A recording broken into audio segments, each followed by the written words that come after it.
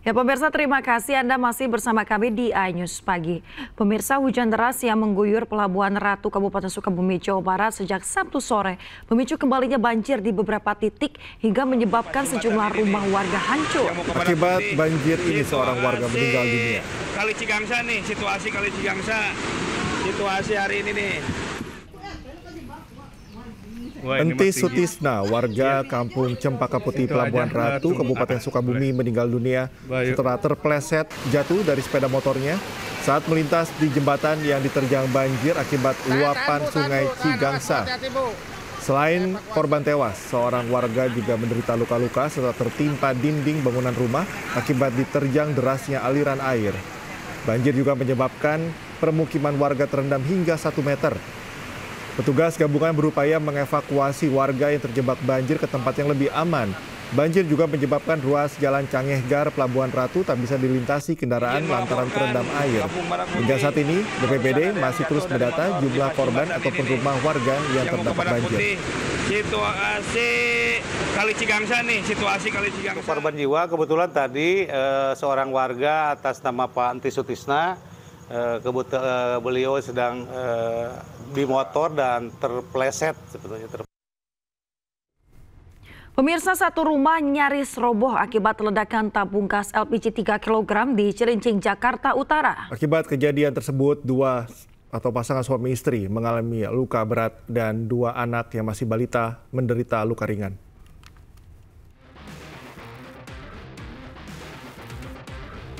Ledakan tabung gas LPG 3 kg menghancurkan sebuah rumah di Jalan Tipar Cakung, Cilincing, Jakarta Timur.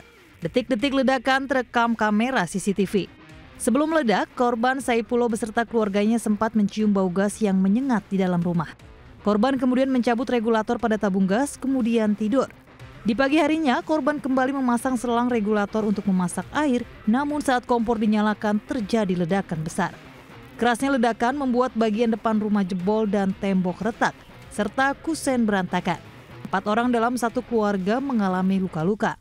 Subuh dia keluar, kita lihat CCTV ya, keluar, terus buang sampah, abis itu masuk lagi, istrinya bilang katanya, yang ini tolong tolong dipasangin lagi, soalnya pasang lagi ya, dipasangin regulatornya ke gasnya, pasang, dijetek kompornya, terus langsung meledak.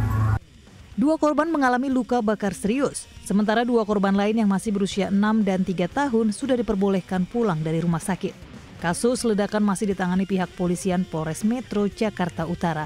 Dari Jakarta, Sofian Firdaus, iNews melaporkan. Ya, sayang sekali masih saja terjadi tawuran di sejumlah wilayah. Ini tidak hanya merugikan diri sendiri ya, Cikal, tapi juga lingkungan sekitar. Iya, itu kan meresahkan ya. Kalau misalnya memang merugikan diri sendiri sudah mereka yang melakukan. Tapi kan kadang-kadang juga atau seringkali warga yang tidak tahu apa-apa ya ikut-ikut terluka, terus rumahnya juga rusak. Ini harus lebih tegas lagi ya. Betul sekali. Dan pemirsa, iNews Pagi masih akan kembali usai azan subuh untuk wilayah Jakarta dan sekitarnya. Tetaplah bersama kami.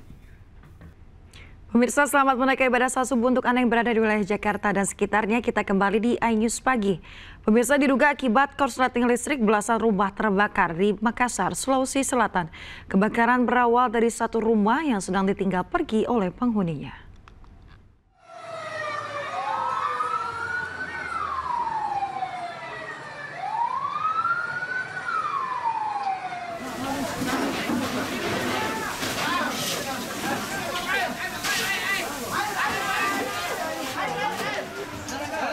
Api dengan cepat menghanguskan belasan rumah semi permanen yang berada di permukiman padat penduduk di Jalan Abdul Qadir, Kecamatan Tamalate, Kota Makassar, Sulawesi Selatan pada Sabtu sore.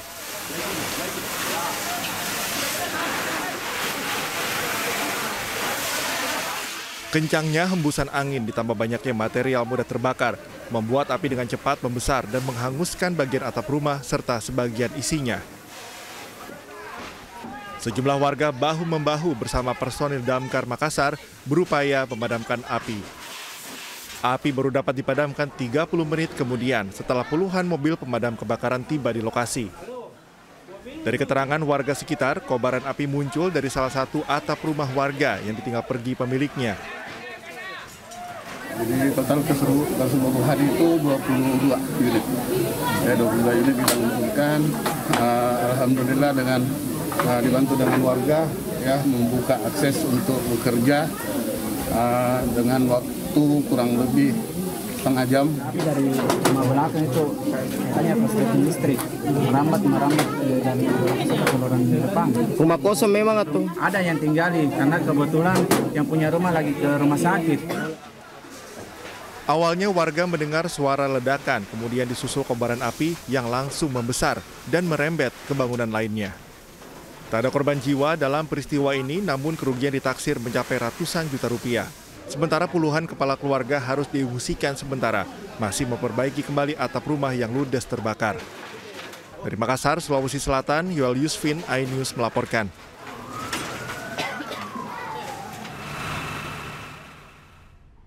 Pemirsa, arena judi sabung ayam yang diduga dibackingi oknum anggota TNI di Goa, Sulawesi Selatan viral.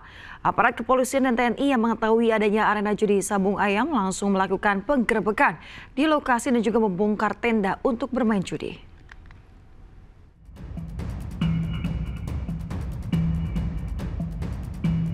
Video amatir warga memperlihatkan adanya arena judi sabung ayam di Kecamatan Bonto Maranu, Kabupaten Goa, Sulawesi Selatan.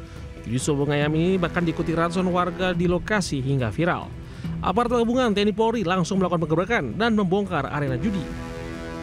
Bongkaran dan penyitaan tenda untuk bermain judi dilakukan agar judi sabung ayam di lokasi ini tidak berlanjut. Sementara saat penggerebekan dilakukan petugas tidak mendapati adanya aktivitas judi sabung ayam yang diduga dibackingi oknum anggota TNI. Polisi menduga video beredar direkam beberapa bulan lalu saat aktivitas judi sabung ayam masih berlangsung. Ini sempat viral. Di sini kami sampaikan kepada masyarakat hasil penemuan kami, memang kita temukan bahwa lokasi tersebut sudah tidak beraktivitas lama dan terhadap bangunan-bangunannya kita lakukan pembongkaran. Polisi hingga kini masih melakukan penyelidikan terkait sejumlah pihak yang terlibat judi. Dari Kabupaten Goa, Sulawesi Selatan, Bukma iNews melaporkan. Pemirsa, seorang oknum polisi di Pacitan, Jawa Timur diduga memperkosa tersangka yang sedang ditahan. Mirisnya aksi tersebut dilakukan di ruang tahanan kantor polisi. Kini, oknum polisi ditahan di Propam Polda Jawa Timur.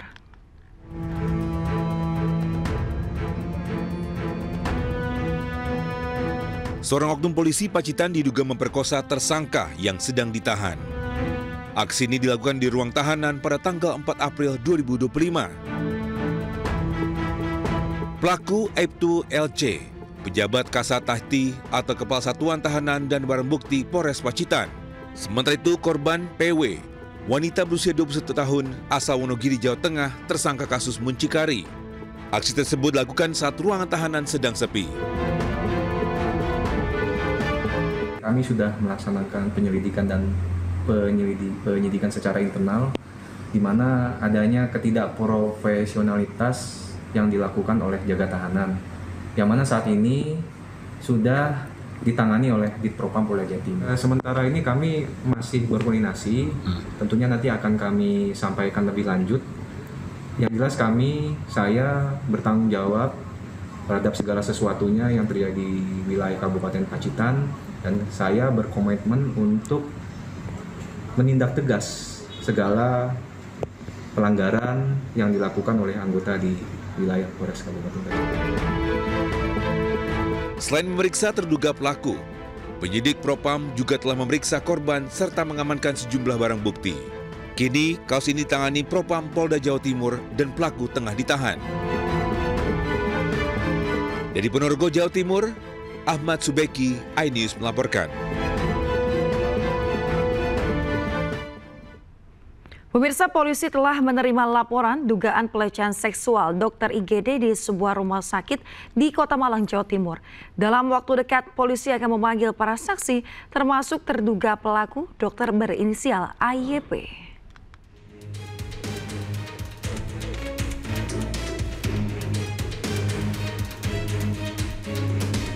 Penyelidikan kasus dugaan pelecehan seksual terhadap selebgram asal Bandung berinisial KIAR terus berlanjut. Laporan korban yang merupakan warga Bandung, Jawa Barat pun telah diterima Unit Perlindungan Perempuan dan Anak Polresta Malang Kota. Polisi kini tengah mendalami dengan mengumpulkan bukti dan akan segera memanggil sejumlah saksi, termasuk terduga pelaku yakni dokter berinisial AYP. Polisi pun mengimbau jika ada korban lain dari terduga pelaku untuk tidak takut melapor.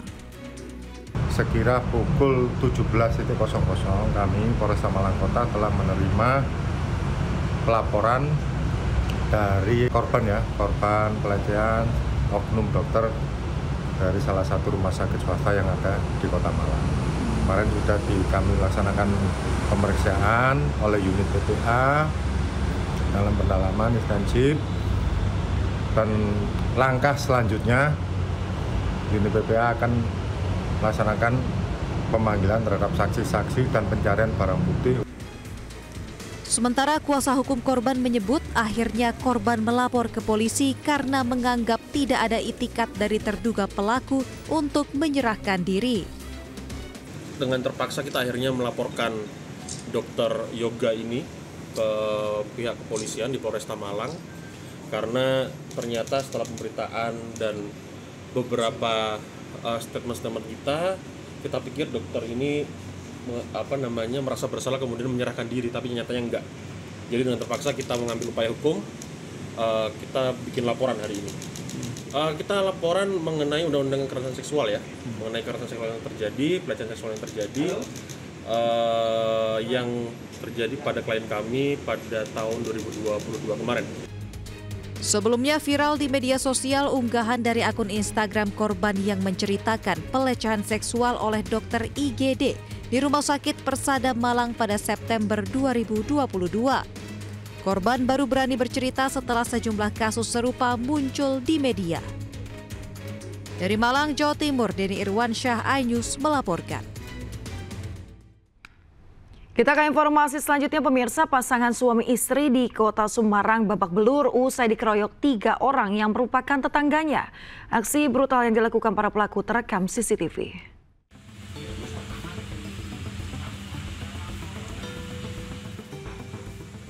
Inilah aksi para pelaku pengeroyokan terhadap pasangan suami istri di Jalan Wot Gandul, Kota Semarang, Jawa Tengah.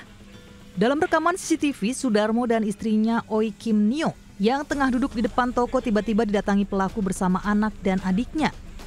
Tanpa ampun, ketiga pelaku langsung menganiaya korban hingga terjatuh di jalan.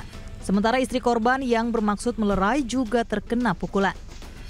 Kejadian berawal saat korban meminta seorang pengemudi yang merupakan pelanggan toko pelaku untuk mematikan lampu mobil. Pasalnya, korban masih dalam masa penyembuhan usai operasi katarak. Pelaku yang emosi tiba-tiba memukul korban namun dilerai warga.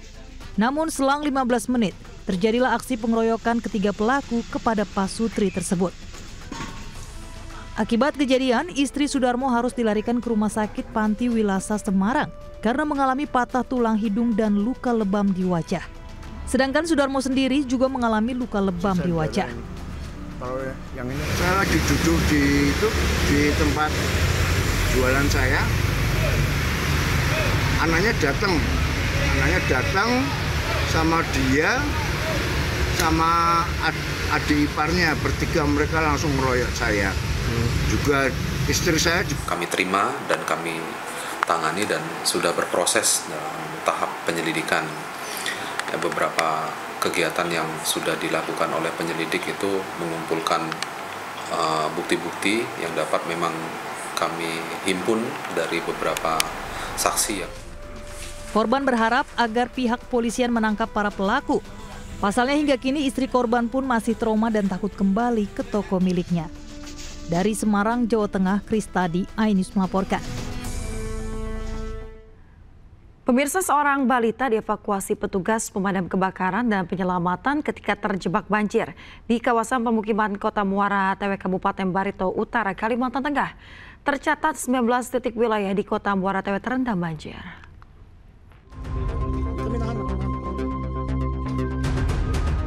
Petugas pemadam kebakaran dan penyelamat mengevakuasi seorang balita yang terjebak banjir dari lantai 2 rumah mereka di Jalan Dahlia, Kota Muara Tawe, Kabupaten Barito Utara.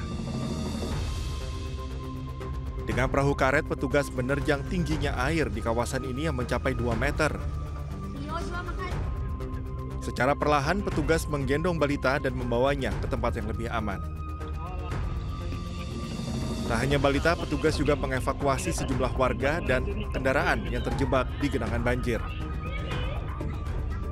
Banjir yang melanda kota Muara Tewe terjadi sejak Kamis malam akibat meluapnya Sungai Barito setelah hujan deras mengguyur wilayah hulu. Posisi balita tadi bersama orang tuanya posisinya di lantai 2 karena tadi malam air naik sangat signifikan. Jadi orang tua balita tersebut tidak mengetahui bahwa air naik. Selain permukiman warga, kawasan pertokoan dan pasar tradisional di pusat kota juga ikut terendam. BPBD Barito Utara mencatat lebih dari 19 titik di kota Muara Tewe terendam banjir. Dari Barito Utara, Kalimantan Tengah, Fatur Rahman, iNews melaporkan.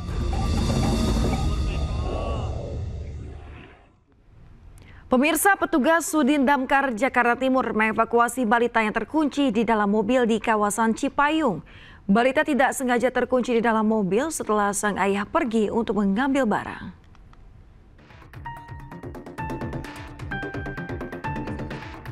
Balita perempuan ini terjebak selama kurang lebih setengah jam di dalam mobil yang terkunci. Petugas Sudin Damkar Jakarta Timur yang tiba di lokasi pun langsung berusaha mengevakuasi balita tersebut. Evakuasi dilakukan menggunakan sejumlah peralatan seperti penggiat dan mistar besi. Balita akhirnya berhasil dievakuasi petugas dengan selamat. Untuk melakukan tindakan evakuasi anak saya di dalam mobil yang terkunci di dalam selama kurang lebih 30 menit. Balita perempuan ini diketahui tidak sengaja terkunci di dalam mobil setelah sang ayah pergi untuk mengambil barang. Dari Jakarta, Rio Manik, iNews melaporkan. Pemirsa, aksi pencurian kendaraan roda 2 dengan modus dorong motor marak terjadi. Di Sidoarjo, Jawa Timur, kawanan pencuri membawa kabur motor yang berada di depan rumah warga.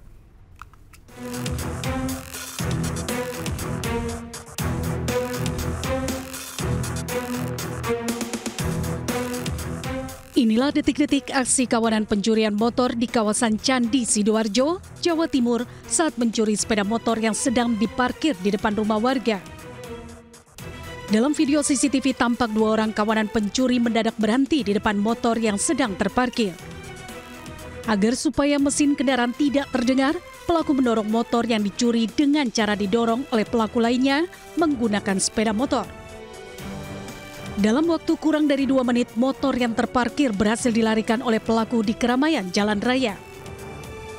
Korban baru mengetahui setelah motor yang terparkir tidak ada di tempat dan melihat rekaman CCTV yang dipasang di depan rumahnya. Sepeda itu tak parkir di depan kondisinya. Biar saya bisa kelihatan, tak deketin bisa terlihat dari sini. Habis itu selesai jam 22.04 itu pas duduk di ruang tamu, kok saya dengar ada suara motor hidup. Saya keluar, beneran nggak ada sepeda saya itu. Lalu cek CCTV ternyata ya sudah dibawa sama pelaku. Sepeda motor ini kunci setirnya rusak emang, belum sempat diperbaiki dan sudah kena duluan ini. Saat ini kasus pencurian sudah dilaporkan ke pihak berwajib oleh korban. Dari Sidoarjo, Jawa Timur, Pramono Putra, iNews melaporkan. Sindikat pelaku curanmor diringkus polisi saat tengah tertidur di persembunyiannya di Kota Makassar, Sulawesi Selatan. Pelaku yang berperan sebagai joki curanmor mendapat pembagian hasil penjualan barang curian Rp1 juta.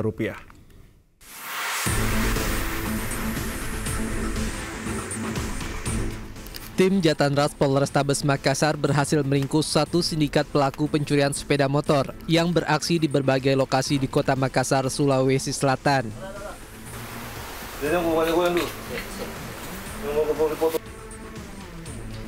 Pelaku bernama Andri, 24 tahun, diringkus di persembunyiannya di rumah keluarganya di Kecamatan Makassar, Kota Makassar, Sulawesi Selatan saat tengah tidur. Penangkapan pelaku usai eksekutor curanmor yang diamankan polisi akibat diamuk warga saat terpergok mencuri sepeda motor yang tengah terparkir di sebuah toko pakaian di Kabupaten Maros, Sulawesi Selatan. Diketahui pelaku yang merupakan residivis lihai dalam melarikan diri. Dalam melancarkan aksinya, pelaku bersama rekannya berkeliling ke sejumlah ruas jalan di Kota Makassar. Sasaran pelaku sepeda motor yang terparkir di pinggir jalan tanpa pengawasan pemilik ataupun yang lupa kuncinya masih tertancap di kendaraan. Yang kami amankan adalah pelaku komplotan pencurian kendaraan roda 2, di mana sebelumnya sudah diamankan di wilayah Polres Maros, kemudian dari hasil interogasinya menyebutkan ada rekan lainnya yang komplotannya yang berada di Kota Makassar. Setelah mendapatkan informasi itu kita kembangkan dan ternyata betul. Dan kita amankan di wilayah Kerung-Kerung Kota Makassar. Ini Pak modusnya seperti apa Pak dalam Jadi aksi? modusnya dia boncengan dengan partnernya, rekannya, menyusuri jalan, kemudian mencari motor-motor yang jauh dari jangkauan pemiliknya. Pelaku yang ditahan di Polrestabes Makassar kini dalam pemeriksaan mendalam guna mencari keterlibatan pelaku lainnya dalam penadahan barang curian.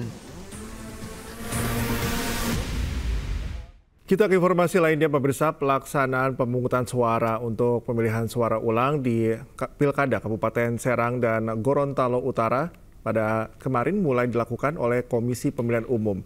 Meski diulang, tak mengurangi antusias warga untuk memilih.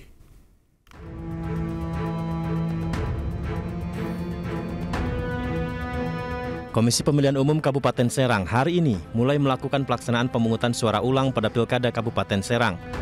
Pelaksanaan pemungutan suara ulang diikuti oleh dua pasangan calon Bupati dan Wakil Bupati Serang, yaitu pasangan nomor urut 1 Andika Hazrumi, Nanang Supriyatna, dan pasangan nomor urut 2 Ratu Rahmatuz Zakiyah, Najib Hamas bersaing untuk mendapatkan perolehan suara.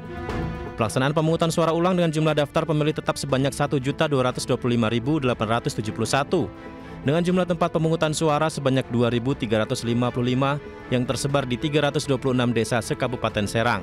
Meski dilakukan pemilihan suara ulang, namun warga tetap mengaku antusias untuk mengikuti prosesnya.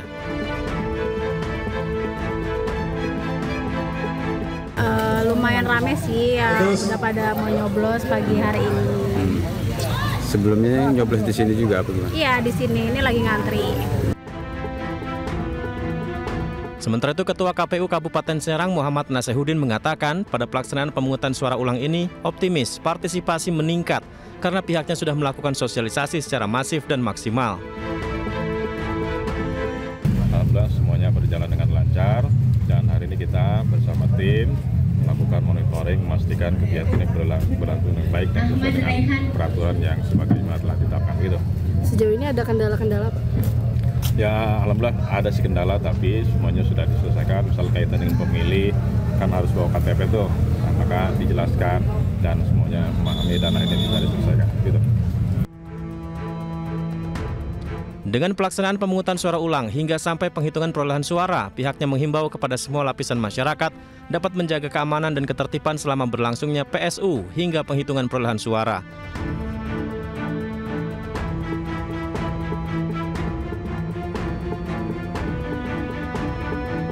Sama seperti di Serang, pemilihan suara ulang hasil putusan Mahkamah Konstitusi di Kabupaten Gorontalo Utara juga dilaksanakan.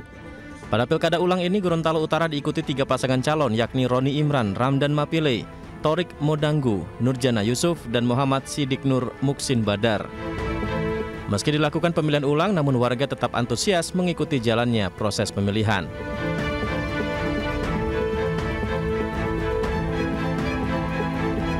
Jalankan, alhamdulillah antusias masyarakat itu memang luar biasa. dan saksi nomor urut 349 atas nama Prostimasi itu menggunakan pendamping karena kan beliau dalam perasaan dan juga sudah masuk. Alhamdulillah sebagaimana kita lihat pelaksanaannya sudah luar biasa. Nomor urut 349. Rekapitulasi di tingkat kecamatan ditargetkan selesai pada Senin 21 April nanti. Dari Gorontalo Utara, Gorontalo, dan dari Serang, Banten, Nur Faizi Lahasan dan Mahesa Apriandi, iNews melaporkan. Pemirsa, tim gabungan penegakan hukum terpadu Bawaslu Banten menangkap tangan atau melakukan OTT terhadap sejumlah orang yang melakukan politik uang dalam pemilihan suara ulang Pilkada Kabupaten Serang. Setidaknya ada 12 orang yang ditangkap dan berikut barang bukti sejumlah uang.